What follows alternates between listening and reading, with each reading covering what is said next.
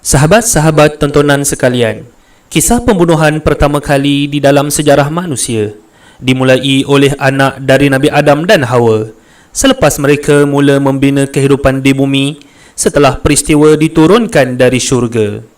Maka, siapakah pembunuh dan mangsa bunuh dari anak Nabi Adam yang pertama tersebut?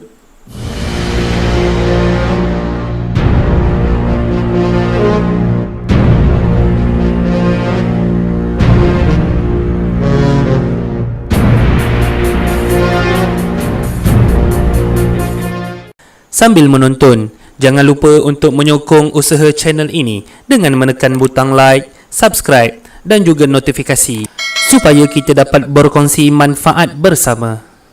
Sejak peristiwa penolakan Iblis untuk sujud di hadapan Nabi Adam AS dan menyebabkan Iblis diusir dari syurga, membuatkan Iblis bersumpah akan menyesatkan Nabi Adam AS dan semua keturunannya. Sumpah dendam Iblis berhasil apabila berjaya menghasut Nabi Adam AS dan Hawa untuk memakan buah larangan di syurga. Akibatnya, Nabi Adam AS dan Hawa diturunkan ke bumi. Setelah Nabi Adam AS dan Hawa mendiami bumi, Allah Subhanahu Wa Taala mengurniakan anak keturunan kepada mereka. Kesemua anak-anak yang dilahirkan oleh Hawa adalah kembar laki-laki dan kembar perempuan.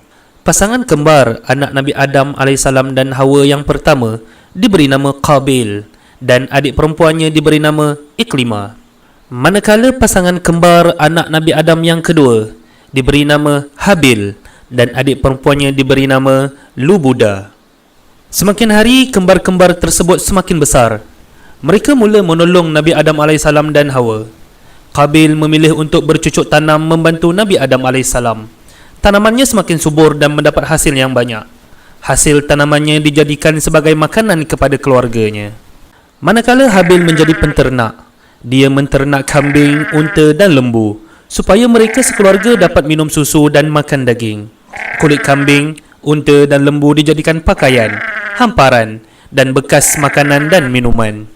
Setelah masa kian berlalu, Allah Subhanahu Wa Taala memerintahkan Nabi Adam AS untuk menghawinkan anak-anak tersebut. Qabil diperintahkan oleh Allah untuk dikahwinkan dengan saudara perempuan Habil, iaitu Lubuda. Manakala Habil diperintahkan oleh Allah untuk dikahwinkan dengan saudara perempuan Qabil, iaitu Iklimah.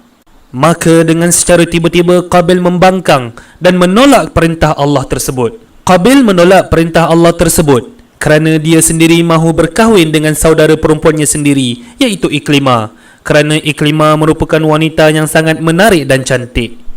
Aku tidak ingin berkahwin dengan saudara perempuan Habil kerana Lubuda merupakan wanita yang tidak cantik dan kurang menarik, kata Qabil. Tetapi Habil tidak menolak dan menerima keputusan tersebut dengan lapang dada kerana ia merupakan perintah dari Allah Subhanahu Wa Taala. Disebabkan Qabil tetap berkeras kepala menolak cadangan tersebut, maka Nabi Adam AS menyerah keputusan tersebut kepada Allah Subhanahu Wa Taala. Maka Allah Subhanahu Wa Taala mewahyukan kepada Nabi Adam AS dan memerintahkan kepada Qabil dan Habil supaya melakukan korban dengan sifat adil dan tanpa memilih kasih. Nabi Adam AS berkata, "Wahai Qabil, kamu korbanlah sesuatu dari hasil tanaman kamu kepada Allah. Wahai Habil, kamu juga korbanlah sesuatu dari hasil ternakan kamu kepada Allah Subhanahu Wa Taala. Sesiapa yang korbannya diterima oleh Allah, dialah yang berhak dan layak untuk berkahwin dengan Iklimah." Qabil dan Habil menerima baik jalan penyelesaian yang ditawarkan oleh ayahnya berdasarkan oleh wahyu Allah Subhanahu Wa Taala. Qabil memiliki sifat yang amat mementingkan diri sendiri. Dia berasa sayang untuk mengorbankan tanamannya yang paling baik. Lalu dia memilih hasil tanaman yang paling buruk dan yang paling busuk untuk dijadikan korban untuk diserahkan kepada Allah Subhanahu Wa Taala.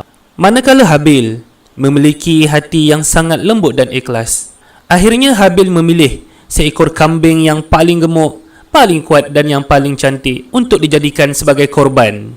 Mereka berdua meletakkan hasil korban mereka di atas sebuah bukit.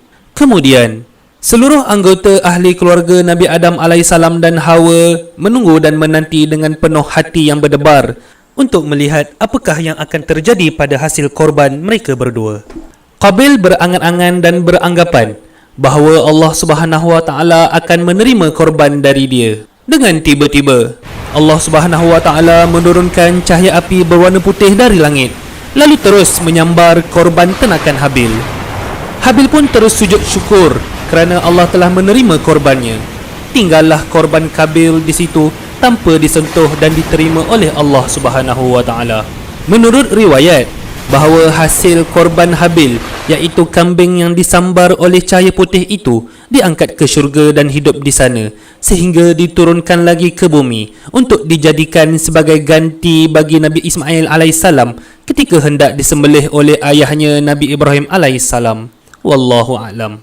Qabil berasa sangat marah apabila melihat korbannya tidak diterima oleh Allah Subhanahu Wa Taala, lalu mengancam untuk membunuh adiknya Habil. Qabil berkata, Aku akan membunuhmu. kata Habil, sesungguhnya Allah akan menerima korban dari orang-orang yang bertakwa.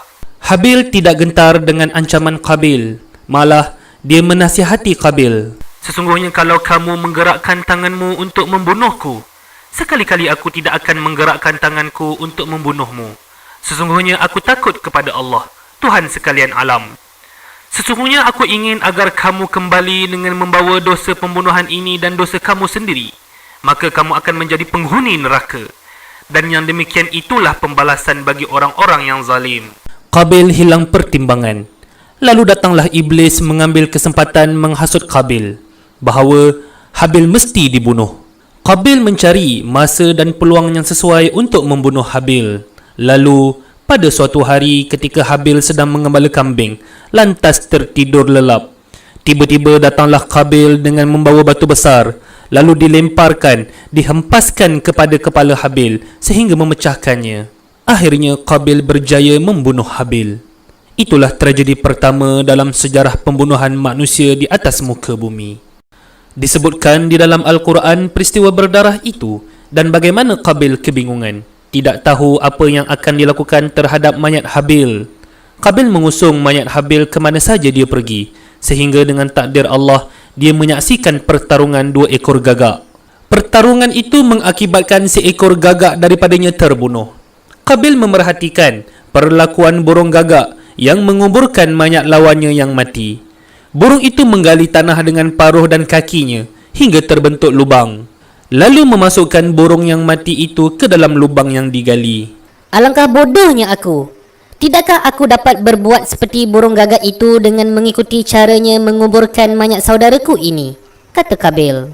Lalu Qabil menanam Habil meniru perbuatan burung gagak tadi. Apabila Nabi Adam AS mendapat khabar bahawa Qabil telah membunuh Habil, Nabi Adam AS berkata, Pergilah kamu bersama kemurkaan Allah dan kemarahanku kepada kamu. Dan sesiapa yang melakukan perbuatan seperti kamu akan mendapat kemurkaan yang sama dari Allah Subhanahu Wa Taala. Maka Qabil keluar dari rumah dan memaksa saudara perempuannya, Iklimah, untuk lari bersamanya. Di akhir hayat Qabil, dia mendapat pembalasan yang sama. Akhirnya dia mati dibunuh oleh anaknya sendiri. Selepas itu, anak cucu daripada keturunan Qabil melakukan kerosakan dan pembunuhan di atas muka bumi. Lalu Allah mengutuskan Nabi Idris alaihissalam untuk berdakwah kepada mereka. Oleh yang demikian, hasad dengki adalah dosa yang pertama kali dilakukan di langit dan di bumi. Di langit adalah dengkinya iblis kepada Nabi Adam alaihissalam, dan di bumi adalah dengkinya Qabil kepada Habil. Wallahu a'lam.